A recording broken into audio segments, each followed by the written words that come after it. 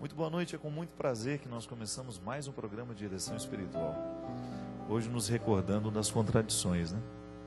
É muito interessante quando na vida nós estamos num estado de contradição. Há duas formas de enfrentar isso. Ou nós nos transformamos na contradição, ou nós nos utilizamos dela para a gente crescer. A gente precisou aprender isso um dia na vida. Aliás, o processo do conhecimento sempre nasce de uma contradição. Piaget e Vygotsky, que são dois grandes nomes da psicologia da educação, trabalha de maneira bonita a perspectiva de um conhecimento a partir da visão do construtivismo. O que é o construtivismo? Uma maneira de compreender a forma de conhecer humana a partir da metáfora da construção.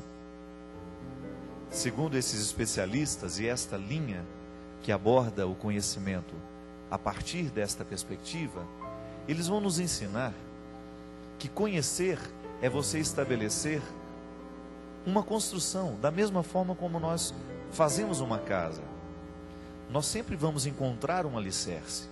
Aquela criança que está diante de nós, que está diante do professor, já tem um mundo próprio, já tem uma série de conhecimentos que ela trouxe do contexto cultural em que ela foi crescendo. Ela não é uma tábula rasa, como queriam outros sistemas educacionais. O que era a tábula rasa? A gente acreditava que aquela criança chegava como uma página em branco, e que naquela criança nós poderíamos escrever. Não é bem assim. O construtivismo nos ajudou a entender que cada criança já chega para dentro da sala de aula com uma história, que nós precisamos considerar para que ela tenha sucesso no conhecimento. Nós precisamos falar a partir da linguagem que ela compreende, nós precisamos falar a partir dos símbolos que fazem parte do seu contexto, e só assim nós vamos estabelecer então uma construção. Só que educar a partir do construtivismo dá muito trabalho, porque cada criança é uma história. Diferente de antigos sistemas de educação que considerava todo mundo igual lá dentro. Mas no construtivismo a contradição tem uma importância muito grande. Porque o que é a contradição? É o momento em que a nova cultura, a escola, o conhecimento, se estabelece no momento em que a criança depara o conhecimento antigo com o conhecimento novo. Então contradiz, não é assim que funciona a vida?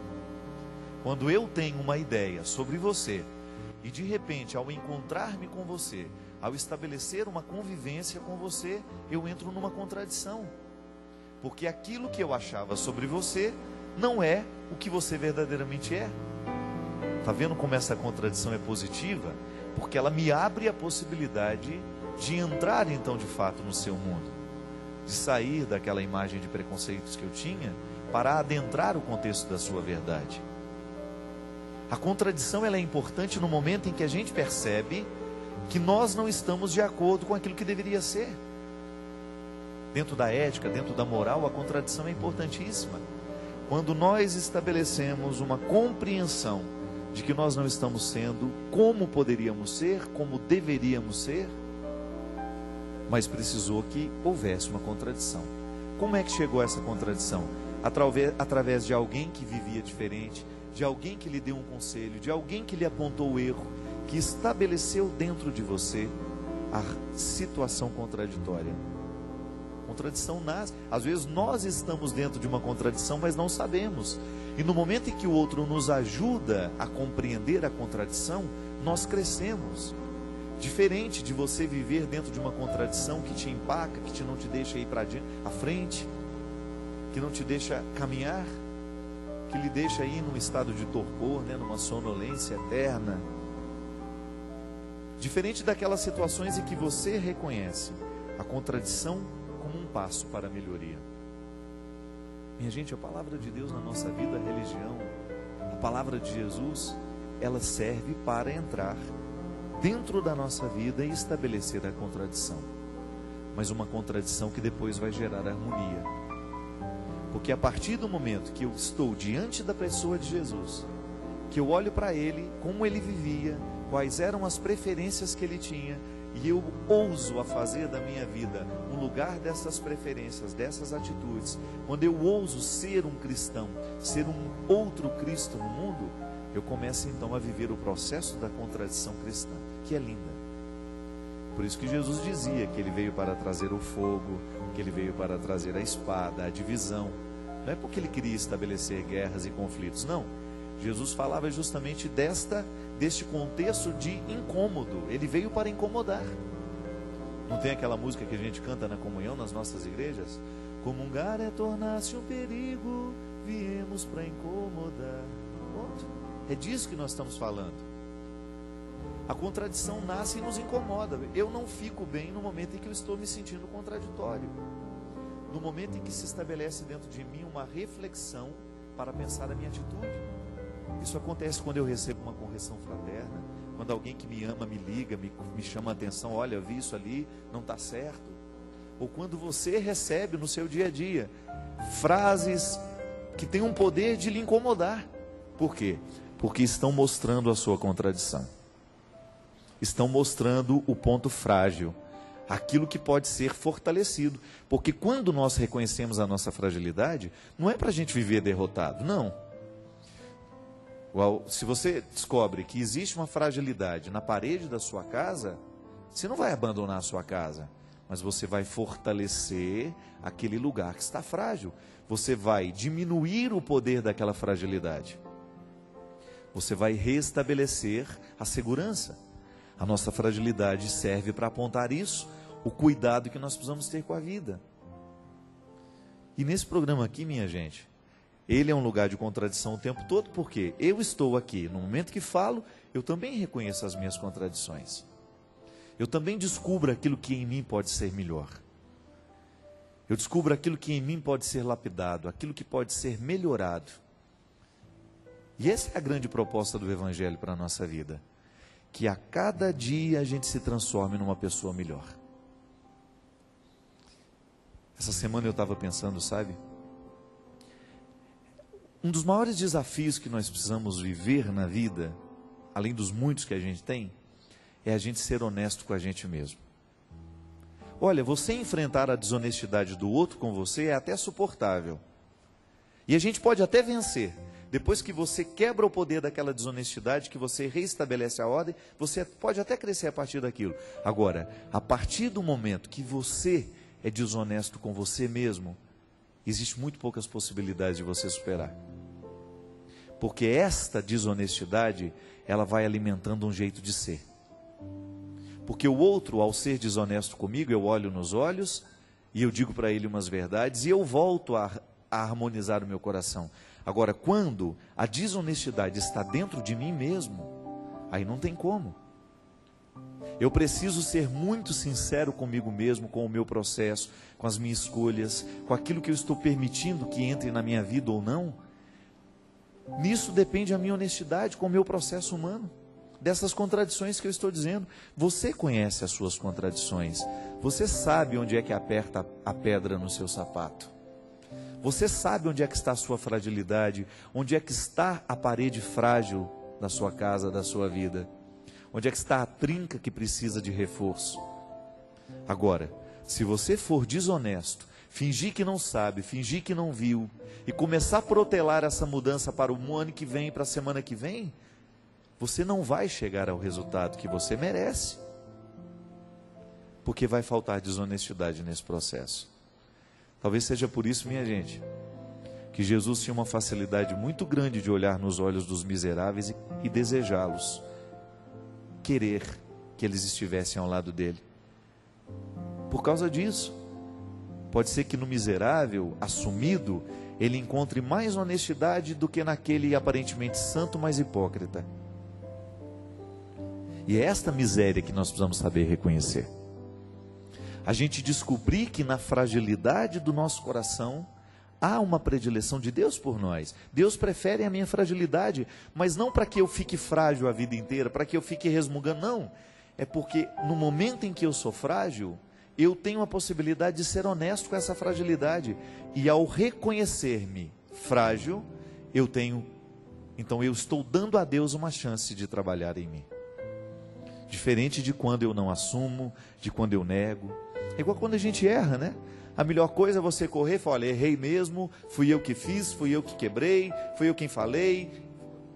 a bobagem foi eu que fiz, e você já começa a estabelecer a ordem, do que você ficar fugindo e negando. Quantas vezes as soluções não chegam na nossa vida, é justamente porque faltou coragem de assumir que erramos. É tão bonito, né? De vez em quando a gente pegar o telefone, ou então bater lá na porta e olha, desculpa, eu errei. Eu não queria errar, mas errei. A gente assumir a nossa fragilidade, a gente assumir o nosso erro, é um passo importantíssimo para o nosso sucesso. Assumir que a gente não sabe quantas coisas na nossa vida nós deixamos de aprender, porque a gente ficou calado, a gente não perguntou. A gente ouviu a palavra difícil, a gente fingiu que entendeu. A gente ouviu o texto difícil, a gente fingiu que entendeu, porque a gente teve medo, a gente teve vergonha de mostrar a nossa fragilidade, a gente teve medo de mostrar que não sabia. Quantas vezes na nossa vida nós deixamos de aprender, nós deixamos de crescer, porque nos faltou coragem de olhar nos olhos e dizer, eu não entendi, professora. Não entendi, meu amigo, me explica de novo. Essa simplicidade, sabe, de a gente ser capaz, olha, não tenho medo de que você me ache ignorante, mas eu não sei, eu não entendi. A nossa capacidade de sermos honestos mesmo, isso nos qualifica tanto como pessoas, minha gente. Quando a gente tem coragem de ser honesto, eu não dou conta, eu não sei. Então, a partir do momento que eu assumo que eu não sei, que eu não dou conta, eu dou a outro a possibilidade de me ajudar a saber e a dar conta também. Para isso servem as pessoas que nos amam, né?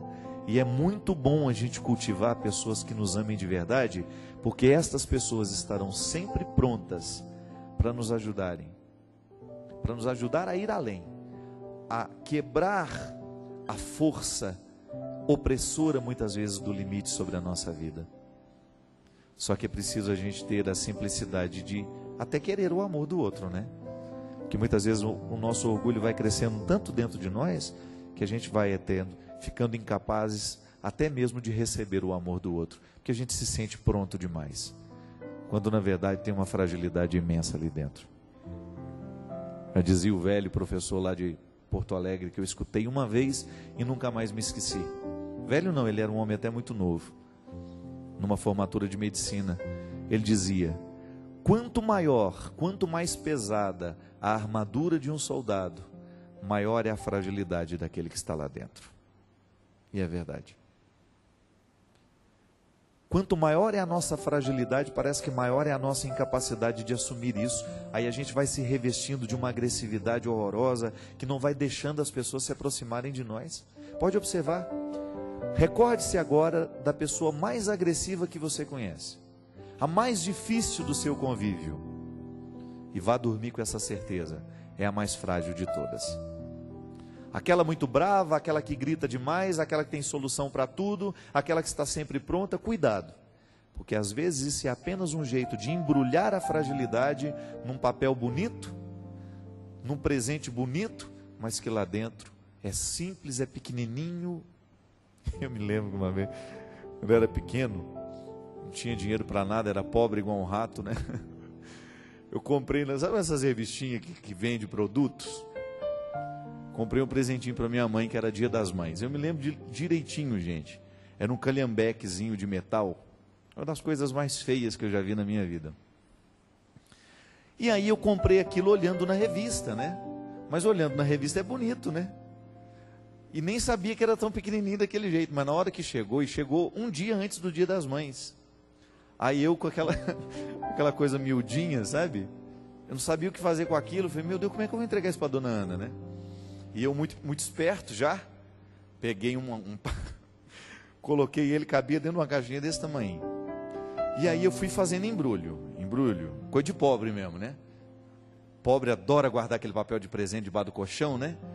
Ganha o presente, não joga o papel fora, né? Porque um dia a gente vai precisar. Lá em casa era assim, você levantava os colchões das camas, o que tinha de papel de presente guardado, gente, que aquilo tinha 10 anos que estava ali, a gente achava que ainda ia precisar. Aí eu peguei todos os papéis de presente que tinha em casa e fui embrulhando. O presente de verdade mesmo estava dentro de uma caixinha pequenininha. E depois foi criando, até que ficou uma caixa imensa. Aí na hora que entreguei para minha mãe abriu um sorriso imenso, né? Ela deve ter pensado, nossa, que presentão, né? Mas Foi abrindo, e eu vi que ela foi ficando decepcionada, né? Abri a caixa, não tinha nada, tinha uma outra lá dentro. Abri a caixa, não tinha nada, e foi abrindo, até que chegou. E na hora que ela abriu, que ela viu o calhambequezinho, ela pegou e falou assim: era isso, meu filho? Como quem diz, né? Será que não se perdeu no meio disso tudo, né? E eu já corri para o quarto chorando, né? Porque ela não entendeu nada. Ela não foi simbólica, ela foi prática. Mas às vezes a gente faz a mesma coisa, às vezes a gente é miudinho, mas a gente cria aquela casca imensa, né? Para as pessoas nos respeitarem, né? Para as pessoas gostarem de nós. A gente fica todo inacessível, todo distante. Por quê? Porque a gente tem medo do outro ver a nossa fragilidade. Mas não existe amor nessa distância toda. O bonito da vida é a gente ter coragem de entregar o presente pequenininho. Olha, é o que eu tenho para lhe dar. É o que o meu dinheiro pôde comprar. A mesma coisa nós. Eu acho tão bonito, sabe, o testemunho de Madre Teresa de Calcutá. Aquela mulher nunca quis inventar uma mulher que ela não era. Você olhava para aquela mulher e você via uma fragilidade. Só que ali estava a contradição bem resolvida. De frágil aquela mulher não tinha nada. Era só o aspecto.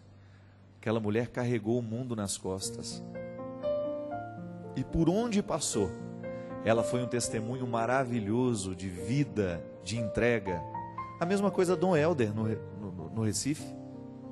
Aquele homem mirradinho, pequenininho, mas que foi imenso no seu testemunho, na sua luta, na sua vida. Irmã Dulce, na Bahia, olhava para aquela mulher, era a fragilidade em pessoa, sem medo de mostrar, não, revelando-se ao mundo como frágil, mas ao mesmo tempo toda encorajada para ser grande. É o que a gente precisa. Muito mais que ser grande por fora, ser brilhante por fora, ser brilhante nesta exterioridade, vale a grandeza interior, minha gente. Vale essa grandeza de alma. Porque a gente só vai crescer à medida em que a gente souber resolver essa contradição nossa de cada dia.